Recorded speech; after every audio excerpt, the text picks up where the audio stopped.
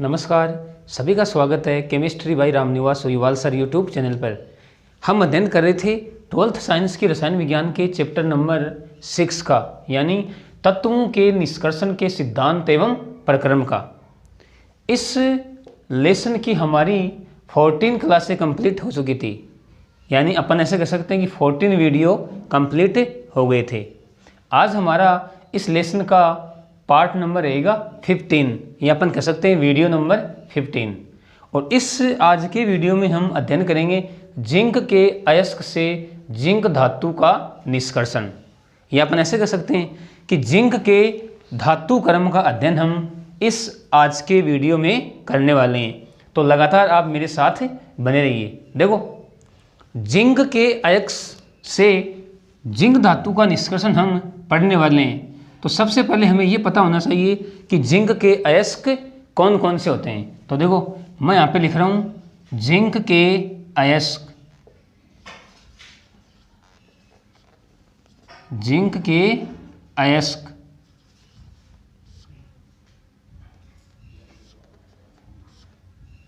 देखो, जिंक का पहला अयस्क है जिंक ब्लेंड। जिंक ब्लेंड, और इसका सूत्र होता है ZnS। दूसरा जिंक का अयस्क होता है केलामाइन। केलामाइन,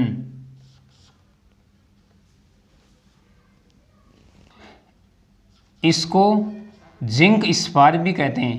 क्या कहते हैं? Zinc spar. ये नाम भी आप ध्यान में रखोगे। और इसका सूत्र होता है ZnCO3। देखो, ये दो अयस्क है जिंक के। पहला है जिंक ब्लेंड यानी ZnS, दूसरा है कैलामाइन यानी ZnCO3। यानी एक तो है सल्फाइड अयस्क, एक है कार्बोनेट अयस्क। अब हम इन दोनों अयस्कों से जिंक का निष्कर्षण देखते हैं कि इन दोनों अयस्कों से जिंक धातु का निष्कर्षण किस प्रकार होता है। देखो, पहला जो चरण है वो है अयस्क का चूर्णीकरण। अयस्क का चूर्णीकरण।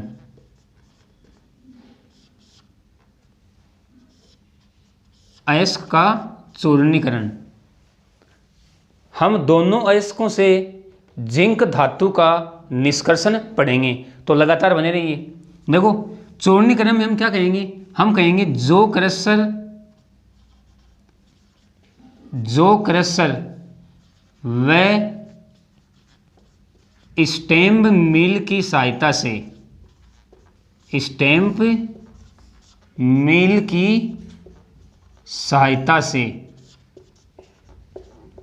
भाई हमें पता है कि सबसे पहले हम अयस्क के बड़े बड़े टुकड़ों को जो क्रशर में डालते हैं और छोटे टुकड़ों में परिवर्तित करते हैं। उसके बाद में हम उन छोटे छोटे टुकड़ों को स्टैम्प मिल में डालकर महीन चूर्ण में परिवर्तित कर लेते हैं। यानी ये हमारा चरण हो गया अयस्क का चूर्णीकरण।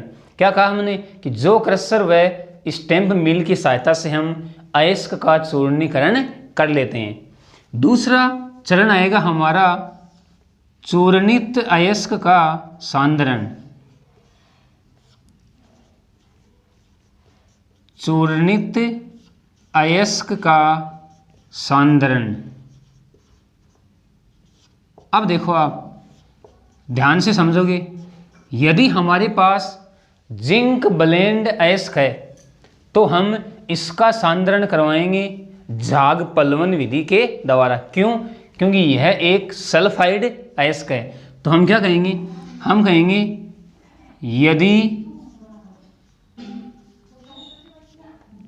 जिंक ब्लेंड, क्या कहेंगे? यदि जिंक ब्लेंड अयस्क है, अयस्क है, तो इसका सांद्रण, इसका सांद्रण झाग पलवन विधि से, झाग पलवन विधि से करवाते हैं। ध्यान में रखोगे आप, क्या कहा मैंने, यदि जिंक ब्लेंड अयस्क है तो इसका सांद्रण झाग पलवन विधि से करवाते हैं, करवाते हैं। तथा यदि कैलामाइन अयस्क है, तथा यदि कैलामाइन अयस्क है तो इसका सांद्रण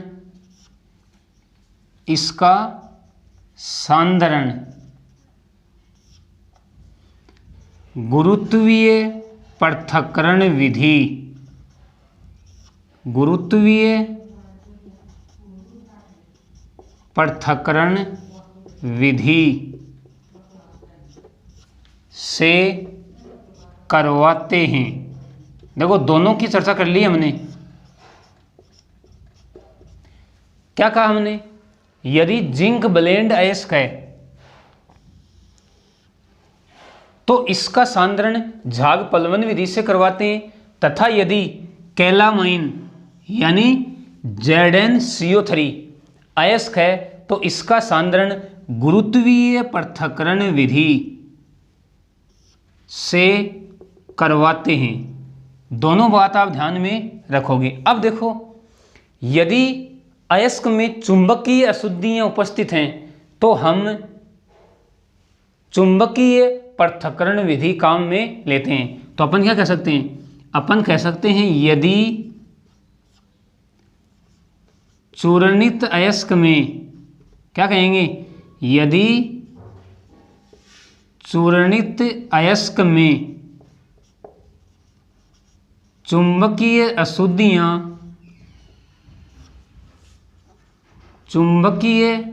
अशुद्धियां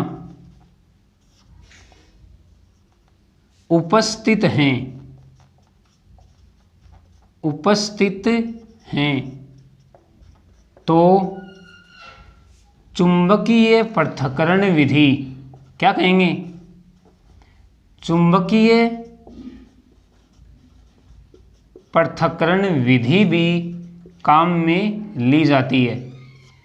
चुंबकीय पृथक्करण विधि भी काम में ली जाती है। इस बात को भी आप ध्यान में रखोगे। चुंबकीय अशुद्धियों का मतलब जैसे आयरन ऑक्साइड है, इस प्रकार की अशुद्धियां चुंबकीय प्रकृति की होती हैं। तो यदि चूर्णित अयस्क में चुंबकीय अशुद्धियां उपस्थित हैं तो चुंबकीय पृथक्करण विधि भी काम में ली जाती है। तो ओवरऑल अपन यूँ कह सकते हैं कि यदि हमारे पास चूर्णित जिंक ब्लेंड अयस्क है तो उसका सांद्रण हम झाग पलवन विधि से करवाते हैं, और यदि हमारे पास चूर्णित कैलामाइन अयस्क है तो इसका सांद्रण गुरुत्वीय पृथक्करण विधि से करवाते हैं।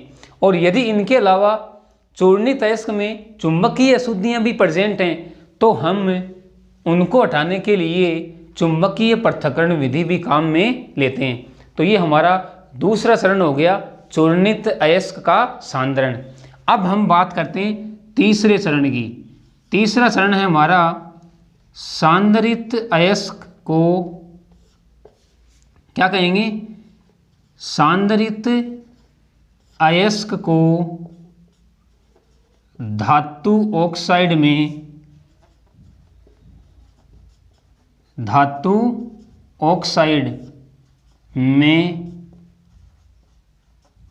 परिवर्तित करना।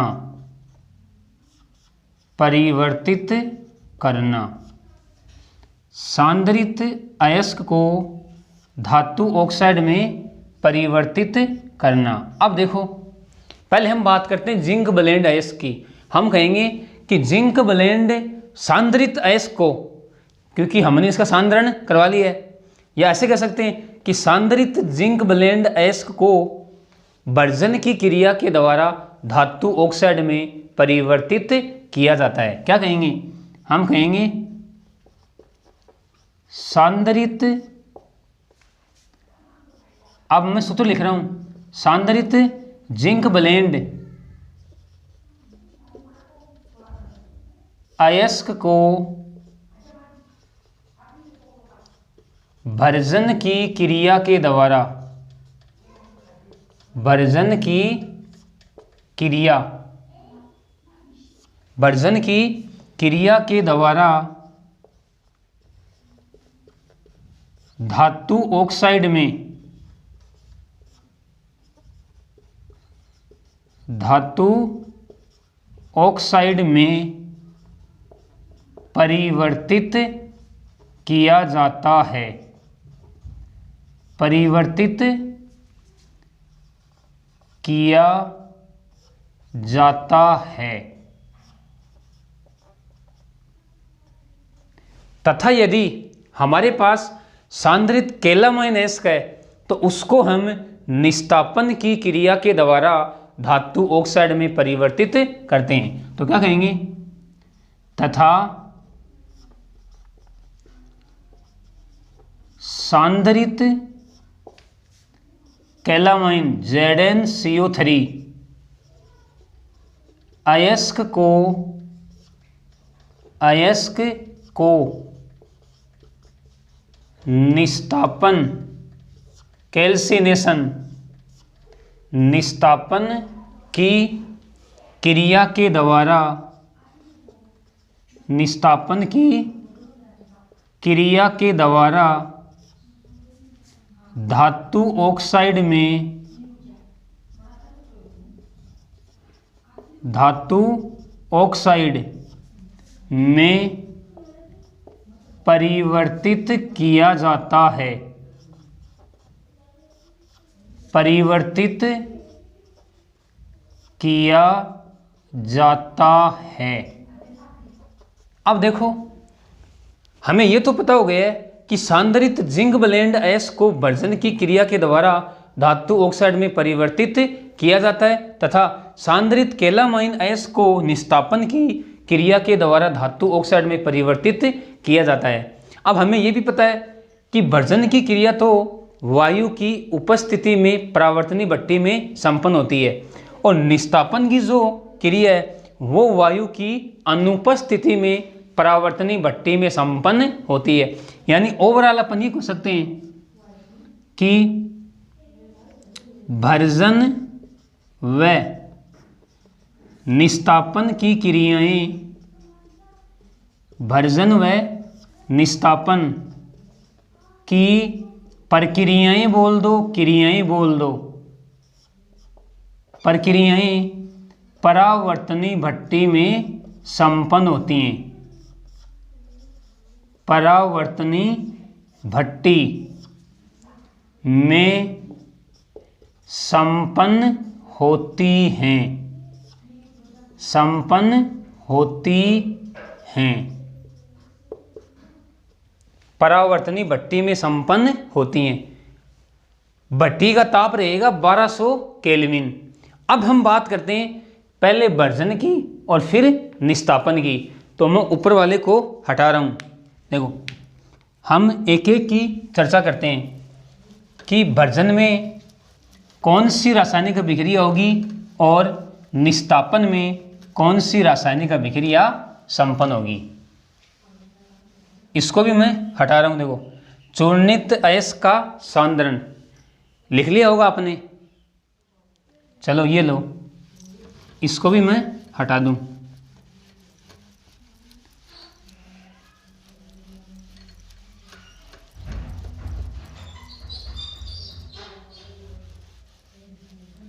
हम क्या कहेंगे, हम कहेंगे कि इसमें 1200 केल्विन ताप पर, लगभग 1200 केल्विन ताप पर निम्न रासायनिक अभिक्रियाएं संपन्न होती हैं।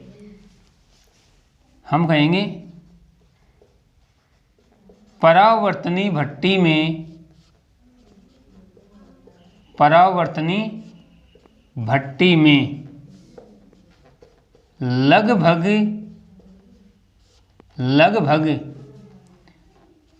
1200 केल्विन ताप पर निम्न अभिक्रियाएं निम्न अभिक्रियाएं संपन्न होती हैं। निम्न अभिक्रियाएं संपन्न होती हैं। देखो पहले बात कर रहे हैं हम जिंक ब्लेंड अयस्क की, यानी अपन कहेंगे भर्जन की, रोस्टिंग कहते हैं इसे। क्या कहते हैं? रोस्टिंग। और भर्जन की क्रिया वायु की उपस्थिति में संपन्न होती है। तो देखो हमारे पास है ZnS,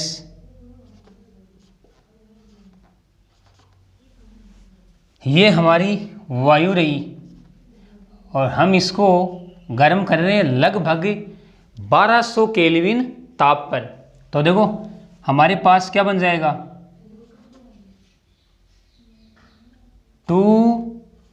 2ZnO, मैं यहाँ पे ले लूँ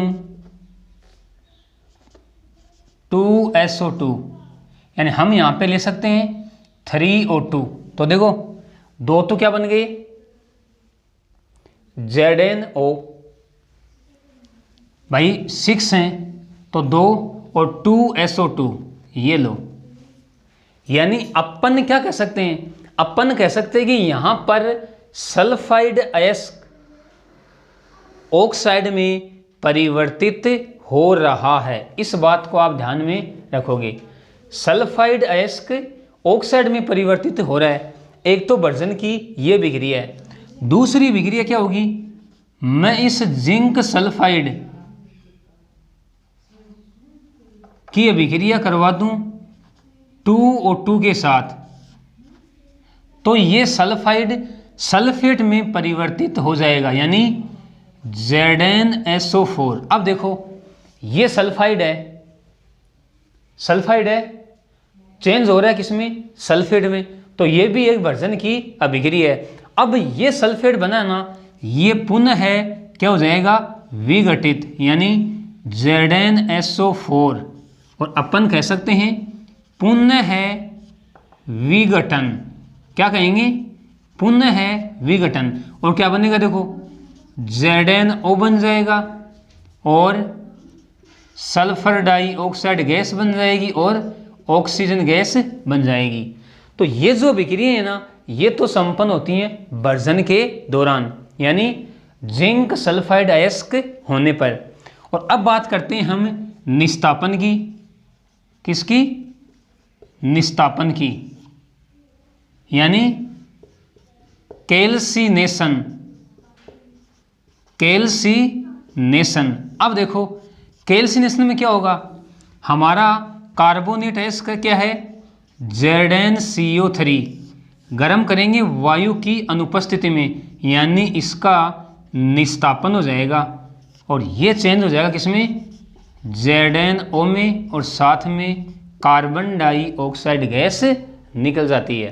तो ये हमने सांद्रित अयस्क को धातु ऑक्साइड में परिवर्तित कर दिया है भर्जन की क्रिया के द्वारा और निस्तापन की क्रिया के द्वारा। दोनों अभिक्रियाओं को आप ध्यान में रखोगे, ऐसी की ऐसी, ठीक है। अब हम लेते हैं नेक्स्ट चरण। नेक्स्ट चरण हमारा कौन सा रहेगा, हमारा रहेगा धातु ऑक्साइड का धातु में अपचयन, या ऐसे कह सकते हैं धातु ऑक्साइड का अशुद्ध धातु में अपचयन। तो बने रहिए लगातार। अब हम धातु ऑक्साइड का अपचयन देखते हैं, यानी हमारा चौथा चरण। देखो इसको भी आप उतार लो, इसको भी हटा रहा हूं मैं, उतार लिया होगा आपने।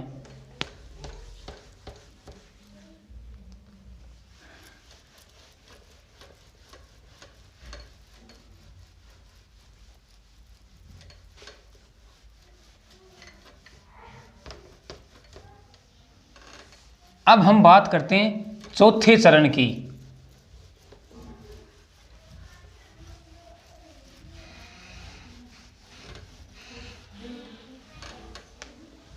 यानी अपन कहेंगे धातु ऑक्साइड का अपचयन।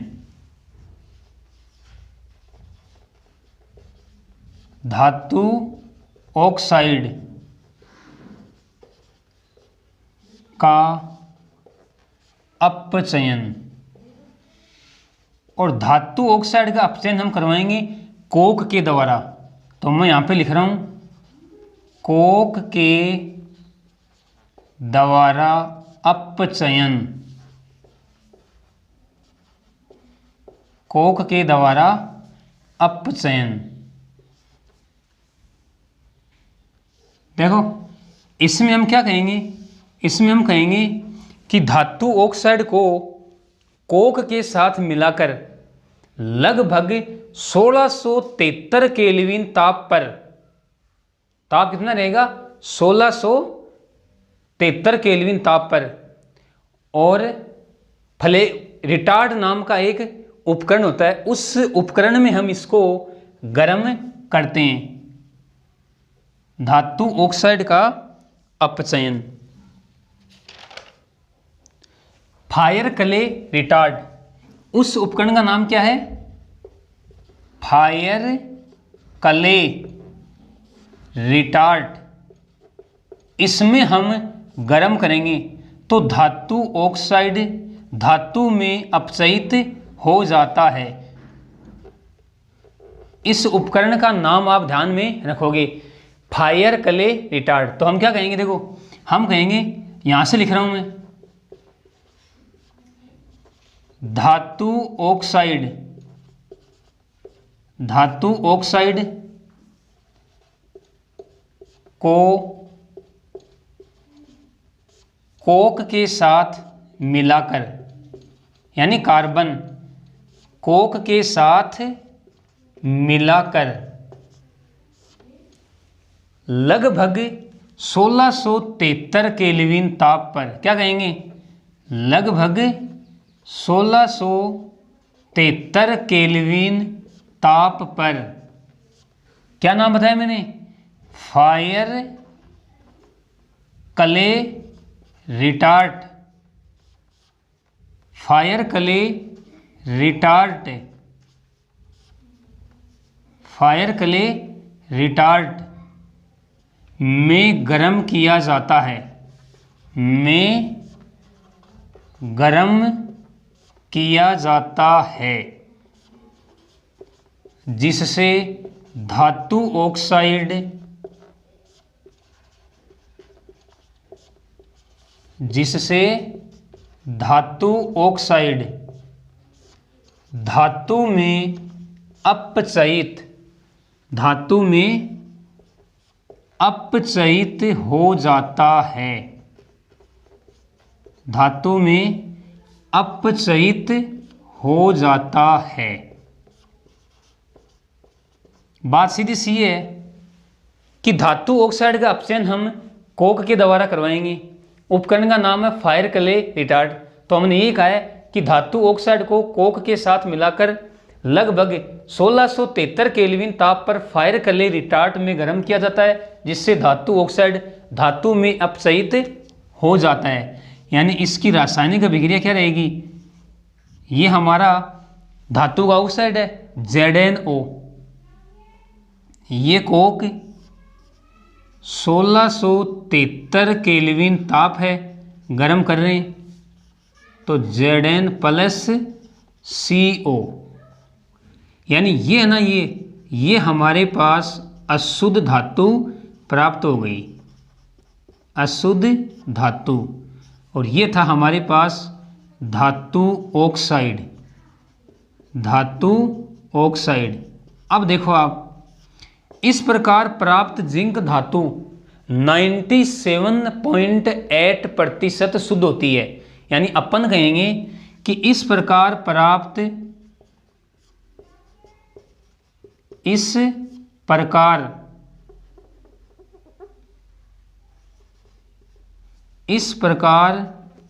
प्राप्त जिंक धातु 97.8% शुद्ध होती है, शुद्ध होती है। यानी अपन कह सकते हैं कि इसमें सूक्ष्म मात्रा में फॉस्फोरस, आर्सेनिक की अशुद्धियां उपस्थित होती हैं। यानी अपन कहेंगे इसमें फॉस्फोरस, आर्सेनिक इत्यादि की अशुद्धियाँ उपस्थित होती हैं, इत्यादि की अशुद्धियाँ उपस्थित होती हैं।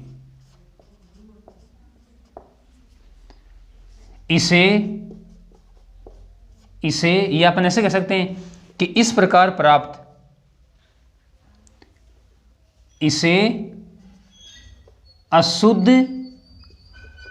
इस नाम को ध्यान में रखोगे आप, इसे अशुद्ध जिंक स्पेल्टर, क्या बताया मैंने, इसे अशुद्ध जिंक स्पेल्टर भी कहते हैं। यानी हमने क्या कहा कि इस प्रकार प्राप्त जिंक धातु में, या अपन ऐसे कह सकते हैं कि इस प्रकार प्राप्त जिंक धातु 97.8% शुद्ध होती है और इसमें फॉस्फोरस, आर्सेनिक इत्यादि की अशुद्धियाँ उपस्थित होती हैं, इसलिए इसे अशुद्ध जिंक स्पेल्टर भी कहते हैं। और इसका अपन कह सकते हैं कि आगे आसवन विधि के द्वारा शुद्धिकरण कर लिया जाता है। यानी अपन कह सकते हैं इसका आसवन विधि के द्वारा, आसवन विधि के द्वारा शुद्धिकरण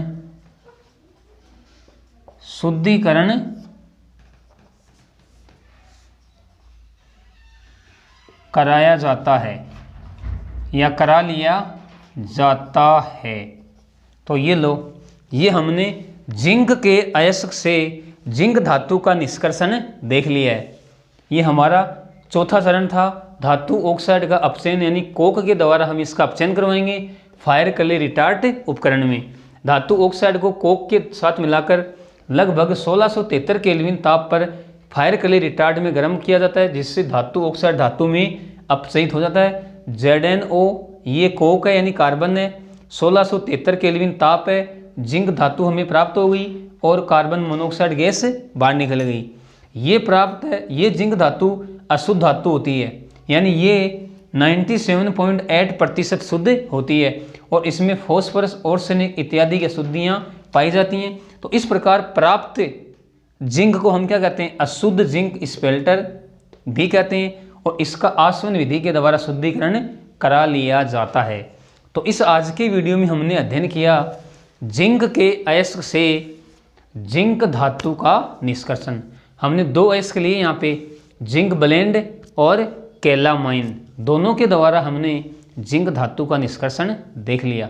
तो इस वीडियो के लिए इतना ही। ओके, धन्यवाद।